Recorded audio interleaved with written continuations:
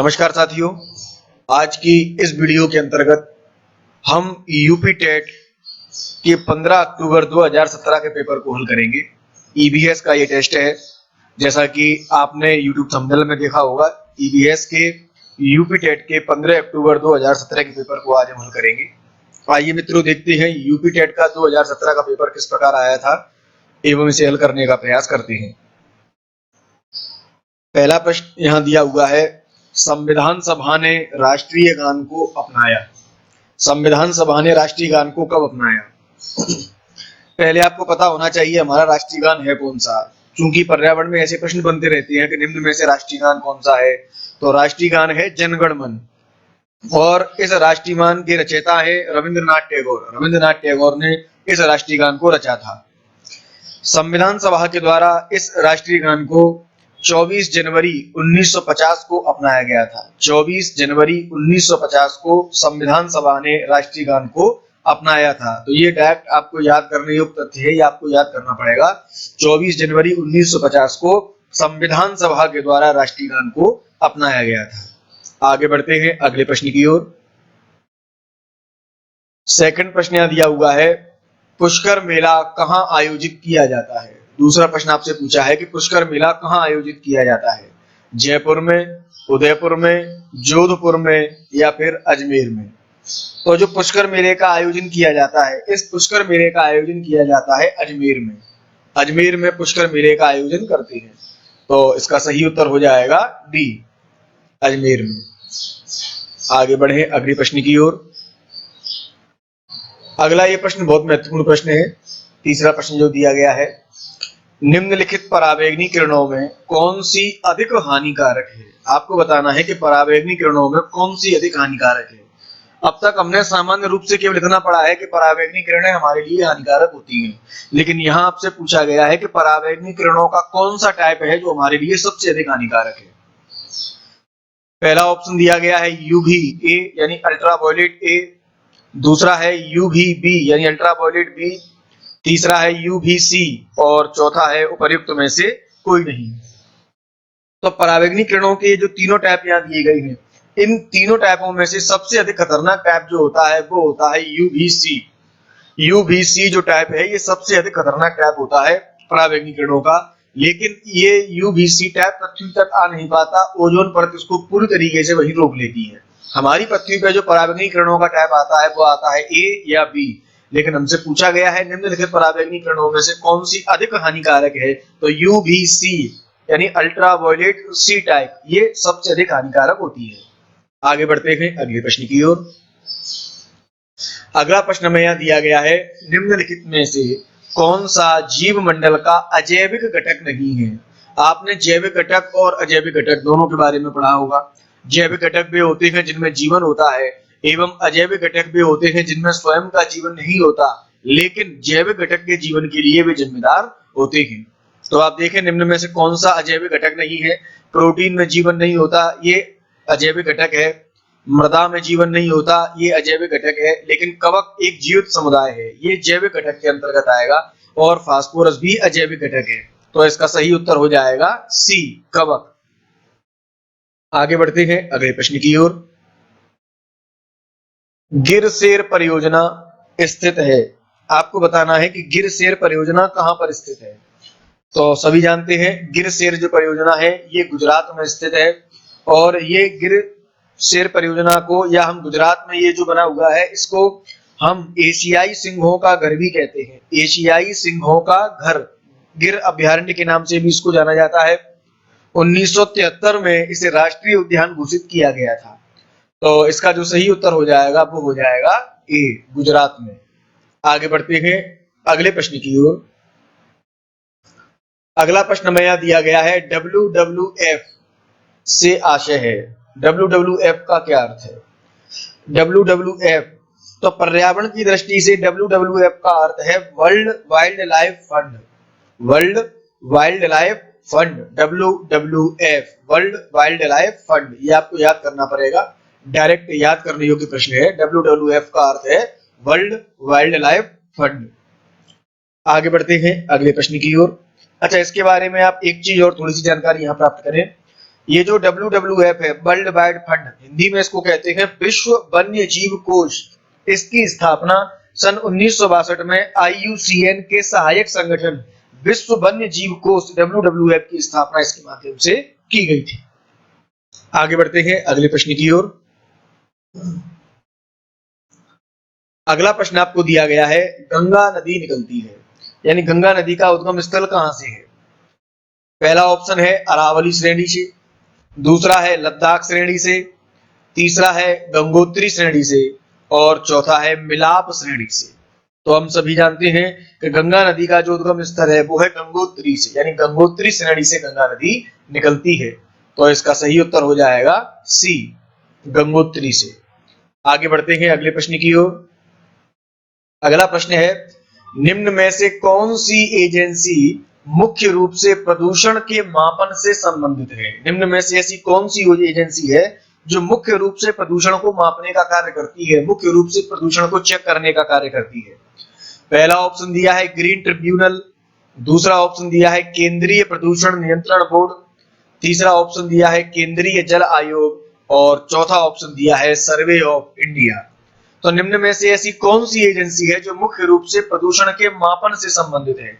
तो प्रदूषण के मापन से संबंधित जो एजेंसी है उसका नाम है केंद्रीय प्रदूषण नियंत्रण बोर्ड।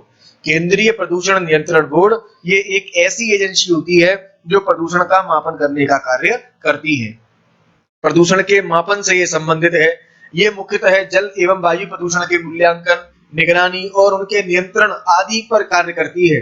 ये बोर्ड जल, वायु, ध्वनि प्रदूषण आदि से संबंधित समस्त सेवाओं की रोकथाम और नियंत्रण करने के लिए सलाह भी देने का कार्य करता है।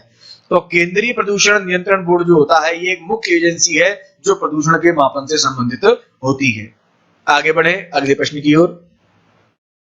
अगला प्रश्न यहां दिया गया है, कोटोपैक्सी एक जागृत ज्वालामुखी है जो अवस्थित है, यानी कोटोपैक्सी एक जागृत ज्वालामुखी है, ये कहां पर स्थित है? तो कोटोपैक्सी, ये सीधा याद करने योग्य प्रश्न है। कोटोपैक्सी एक जागृत ज्वालामुखी है जो कि विश्व का सबसे ऊंचा ज्वालामुखी पर्वत के नाम से भी इसको जाना जाता है। विश्व के सबसे ऊंचे ज्वालामुखी पर्वत के नाम से भी इसको जानते हैं। ये दक्षिण अमेरिका महाद्वीप के इक्वाडोर के एंडीज पर्वतमाला में स्थित है। दक्षिण अमेरिका महाद्वीप के इक्वाडोर में एंडीज पर्वतमाला में स्थित है। तो इसका सही उत्तर हो जाएगा सी, एंडीज। आगे बढ़ते हैं अगले प्रश्न की ओर। अगला प्रश्न है, तिब्बत की सांगपो नदी भारत में किस नाम से जानी जाती है? यानी तिब्बत की सांगपो नदी को भारत में किस नाम से जाना जाता है? तो तिब्बत की जो सांगपो नदी है, इस तिब्बत की सांगपो नदी को भारत में हम जानते हैं ब्रह्मपुत्र नदी के नाम से। ब्रह्मपुत्र के नाम से इसको जाना जाता है, तिब्बत की सांगपो नदी को। तो इसका सही उत्तर हो जाएगा सी, ब्रह्मपुत्र। आगे बढ़ते हैं अगले प्रश्न की ओर। घास भूमि क्षेत्र के परितंत्र की खाद्य श्रृंखला में सबसे उच्च स्तर के उपभोक्ता होते हैं। आपको बताना है कि जो घास भूमि क्षेत्र की पारितंत्र की जो श्रृंखला है, इसमें सबसे उच्च स्तर के उपभोक्ता कौन होते हैं? तो सबसे उच्च स्तर के उपभोक्ता होते हैं आपके मांसाहारी। जो सबसे उच्च टॉप स्तर पर पाए जाते हैं, सबसे ऊपर पाए जाते हैं, वे कहलाते हैं मांसाहारी। शाकाहारी आते हैं प्राथमिक उपभोक्ता के अंतर्गत। जीवाणु होती है तो अब घटक के अंतर्गत जाती है, जीवाणु कीटाणु तो ना। तो मांसाहारी हो जाएगा यहाँ पर आपके। अच्छा, जो यहाँ पहला दिया हुआ है, ये चौथे ऑप्शन में दिया है आपको मांसाहारी या शाकाहारी। तो मांसाहारी या शाकाहारी ये प्राथमिक उपभोक्ता के अंतर्गत भी आ सकते हैं, द्वितीय उपभोक्ता के अंतर्गत भी आ सकते हैं, लेकिन जो सबसे उच्च स्तर का उपभोक्ता होता है वो सबसे उच्च स्तर का उपभोक्ता मांसाहारी ही होता है। तो इसका सही उत्तर हो जाएगा बी। आगे बढ़ते हैं अगले प्रश्न की ओर। अगला प्रश्न आपको दिया गया है, ये दो हिस्सों में लिखा है, तीन ऑप्शन यहाँ लिखी है, एक ऑप्शन नीचे लिखा है। संभावनाएं आपको दिखाई दे रहा होगा, नहीं दे रहा हो तो मैं बोल रहा हूं, आप आराम से उसको समझ लें। 12वां प्रश्न आपको यहाँ दिया गया है, वायुमंडल का प्रमुख स्तर जो पृथ्वी तल के नजदीक है। आपको बताना है वायुमंडल का ऐसा कौन सा स्तर है जो पृथ्वी तल के नजदीक है। यानी हम पृथ्वी से जैसे जैसे ऊपर की तरफ बढ़ना प्रारंभ करेंगे तो सबसे पहले हमें कौन सा तल मिलेगा? सबसे पहले मिलता है हमें क्षोभ मंडल। क्षोभ मंडल सबसे पहले मिलता है, क्षोभ मंडल, फिर समताप मंडल, फिर मध्य मंडल, फिर आयन मंडल और फिर बहिर्मंडल। इस प्रकार ये मंडल चलना प्रारंभ होती है। तो वायुमंडल का ऐसा स्तर जो पृथ्वी के तल के सबसे नजदीक है, यानी पृथ्वी से यदि हम ऊपर की तरफ चलेंगे तो सबसे पहले हमें कौन सा मंडल प्राप्त होगा? सबसे पहले प्राप्त होगा हमें क्षोभ मंडल। तो इसका सही उत्तर हो जाएगा बी, क्षोभ मंडल। आगे बढ़ते हैं अगले प्रश्न की ओर। संयुक्त राष्ट्र सुरक्षा परिषद में कितने स्थायी सदस्य हैं? आपको बताना है संयुक्त राष्ट्र सुरक्षा परिषद में कितने स्थायी सदस्य हैं। तो संयुक्त राष्ट्र सुरक्षा परिषद के अंतर्गत स्थायी सदस्यों की संख्या है 5। 5 स्थायी सदस्य इसके अंतर्गत पाए जाते हैं। आप चाहें तो उन 5 स्थायी सदस्यों के नाम भी नोट कर सकते हैं, अपने कॉपी पेंसिल निकालें, आप अपने उनके नाम भी नोट कर लें। उनके नाम इस प्रकार है: अमेरिका, रूस, ब्रिटेन, फ्रांस और चीन। मैं फिर से रिपीट करता हूं, अमेरिका, रूस, ब्रिटेन, फ्रांस और चीन, ये संयुक्त राष्ट्र सुरक्षा परिषद में स्थायी सदस्य हैं। 5 देश हैं, अमेरिका, रूस, ब्रिटेन, फ्रांस और चीन, ये 5 स्थायी सदस्य हैं संयुक्त राष्ट्र सुरक्षा परिषद के अंतर्गत। आगे बढ़ते हैं अगले प्रश्न की ओर। अगला प्रश्न है, सरिस्का राष्ट्रीय उद्यान अवस्थित है। आपको बताना है कि सरिस्का राष्ट्रीय उद्यान कहां पर स्थित है। तो ये जो सरिस्का राष्ट्रीय उद्यान है, ये तो डायरेक्ट याद करने योग्य प्रश्न है। सरिस्का राष्ट्रीय उद्यान राजस्थान के अलवर में स्थित है। राजस्थान के अलवर में 1958 में इसे वन्य जीव अभ्यारण्य घोषित किया गया था तथा 1979 में टाइगर रिजर्व के रूप में प्रोजेक्ट टाइगर के अंतर्गत भी इसको शामिल किया गया था। सरिस्का राष्ट्रीय उद्यान जो कि राजस्थान के अलवर में स्थित है। आगे बढ़ते हैं अगले प्रश्न की ओर। पारिस्थितिकी तंत्र में ऊर्जा का प्रमुख स्रोत है। आपको बताना है इस पारिस्थितिक तंत्र में ऊर्जा का प्रमुख स्रोत कौन सा है।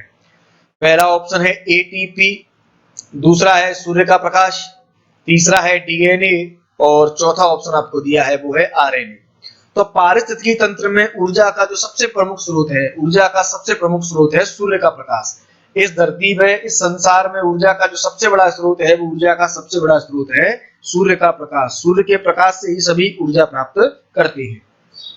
आगे बढ़े, अगला प्रश्न आपको दिया गया है, एगमार्क का संबंध है। एगमार्क का संबंध किससे होता है? हम कहते हैं इस चीज पर एगमार्क लगा हुआ है। एगमार्क का संबंध किससे होता है?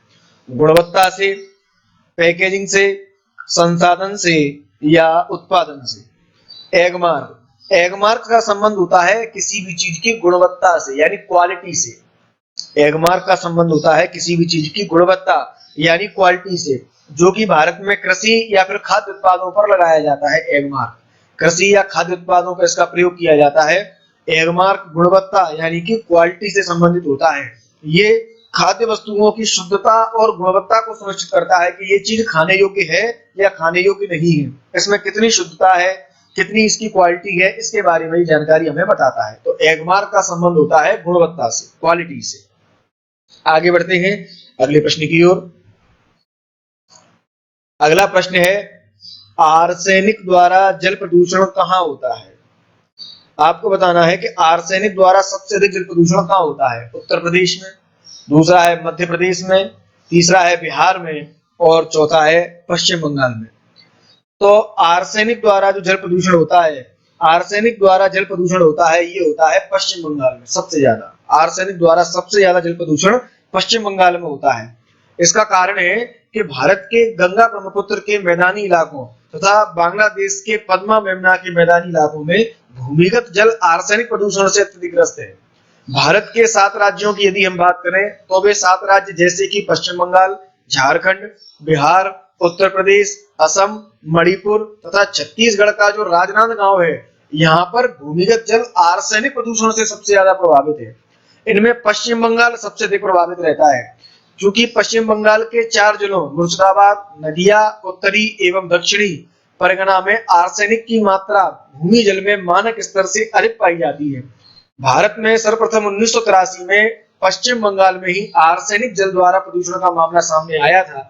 और हम एक बात और यहाँ बहुत महत्वपूर्ण बात करें, आप चाहें तो उसको लिख भी सकते हैं कि जल में यदि आर्सेनिक की अधिकता होती है तो जल में आर्सेनिक की अधिकता से ब्लैक फुट नामक बीमारी हो जाती है। मैं फिर से रिपीट कर रहा हूं, जल में आर्सेनिक की अधिकता से ब्लैक फुट नामक बीमारी हो जाती है। आप इसको लिख भी सकते हैं, जल में यदि आर्सेनिक की अधिकता हो तो जल में आर्सेनिक की अधिकता से ब्लैकफुट नामक बीमारी हो जाती है।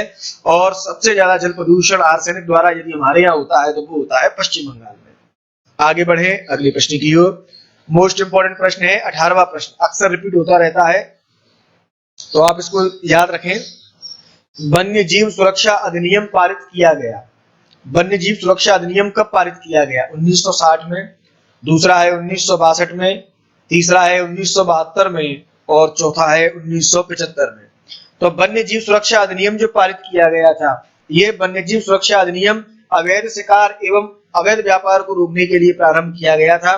अवैध जीव जंतुओं का शिकार करने के लिए, अवैध जीव जंतुओं को मारने यानी रोकने के लिए, जो अवैध तरीके से शिकार करते थे इनको रोकने के लिए वन्य जीव सुरक्षा अधिनियम पारित किया गया और ये पारित किया गया था 1972 में।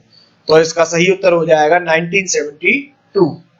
आगे बढ़ते हैं अगले प्रश्न की ओर। अगला प्रश्न आपको दिया गया है, दूध से दही बनने की प्रक्रिया को क्या कहते हैं? दूध से दही बनने की प्रक्रिया क्या कहलाती है? तो बड़ा आसान सा प्रश्न है, कक्षा 5, 6, 7, 8 की किताबों में ये प्रश्न खूब लगा रहता है, खूब पढ़ते हैं इसको हम प्रारंभ से ही। दूध से दही बनने की जो प्रक्रिया है ये प्रक्रिया कहलाती है किण्वन की प्रक्रिया। दूध से दही बनने की प्रक्रिया किण्वन की प्रक्रिया कहलाती है।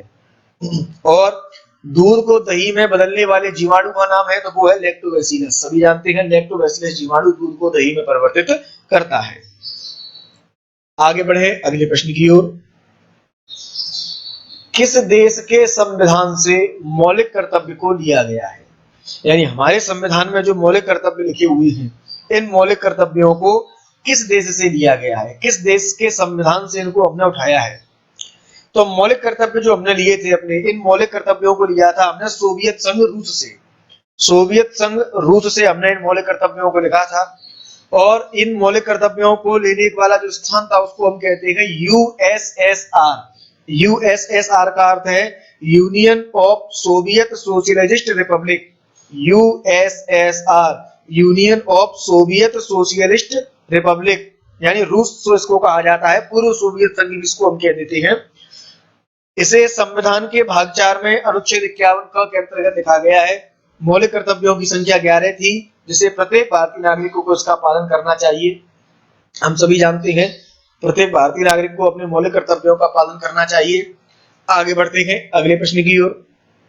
अगला प्रश्न में यहाँ दिया गया है, ध्रुव तारा कहा जाता है। ध्रुव तारा किस तारे को कहते हैं?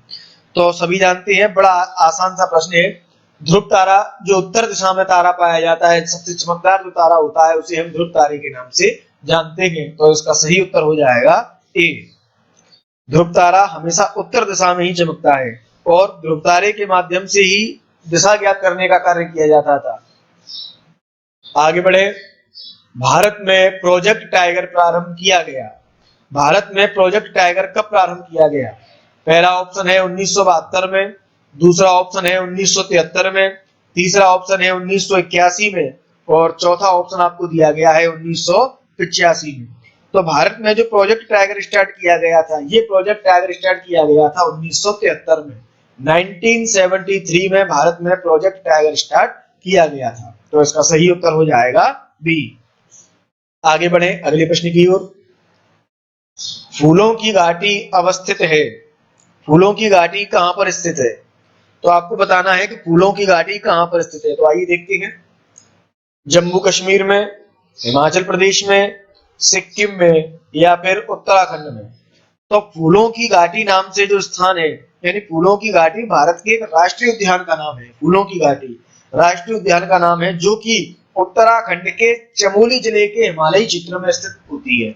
उत्तराखंड के चमोली जिले में स्थित है। उत्तराखंड के चमोली जिले में। तो इसका सही उत्तर हो जाएगा डी। उत्तराखंड के चमोली जिले में स्थित है तो डी उत्तर इसका हो जाएगा उत्तराखंड में। आगे बढ़े।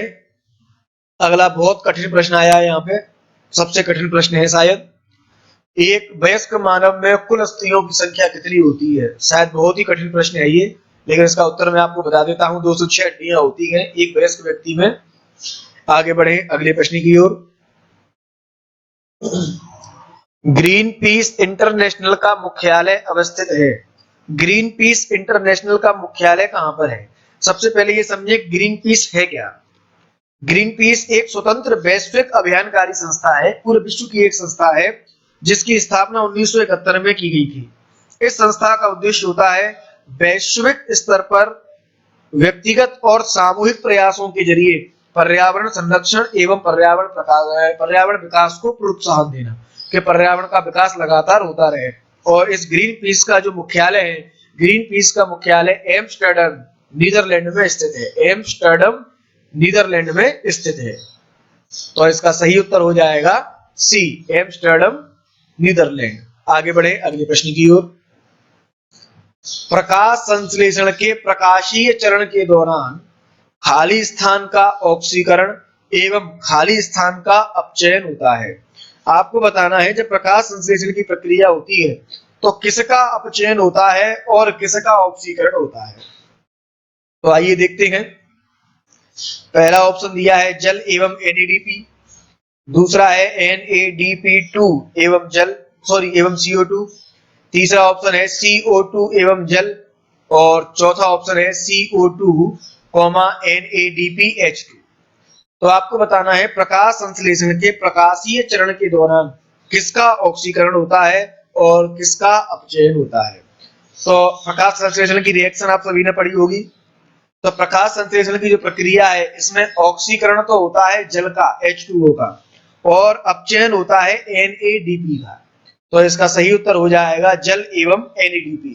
यदि आप लोगों ने प्रकाश संश्लेषण की रिएक्शन नहीं पढ़ी होगी तो जब प्रकाश संश्लेषण की जो वीडियो बनाई जाएगी, इस प्रकाश संश्लेषण की वीडियो में वहां आपको पूरी रिएक्शन अच्छी तरीके से समझाई जाएगी, वहां से आप आराम से उसको समझ सकते हैं। लेकिन अभी आपको यहाँ पता होना चाहिए कि जल का ऑक्सीकरण होता है एवं NADP का अपचयन होता है। आगे बढ़े अगले प्रश्न की ओर।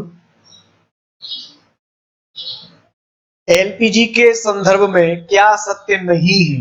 आपको बताना है निम्न में से ऐसा कौन सा ऑप्शन है जो LPG के संदर्भ में सत्य नहीं है। पहला ऑप्शन दिया है यह एक स्वच्छ ईंधन है। तो सही बात है, LPG लिक्विफाइड पेट्रोलियम गैस, यानी घरों में हम जो गैस प्रयोग करते हैं लिक्विफाइड पेट्रोलियम गैस, तो स्वच्छ ईंधन है, बिल्कुल सही है। दूसरा, यह उच्च ऊष्मीय मान का है, ये बात भी सही है, इसका ऊष्मीय मान उच्च होता है। तीसरा है यह नीले रंग की से जलने वाला है। आप कभी देख सकते हैं घर पे जब खाना पकाती है तो सिलेंडर जो गैस निकलती है, जो आग जलती है, वो नीले कलर की जलती है, तो नीली ज्वाला से जलने वाला होता है, बिल्कुल सही है। चौथा ऑप्शन दिया है यह मीथेन उत्सर्जन करने वाला है, ये ऑप्शन यहाँ गलत है। LPG के बारे में सत्य ऑप्शन यही है, ये मीथेन उत्सर्जन नहीं करता। आगे बढ़े अगले प्रश्न की ओर।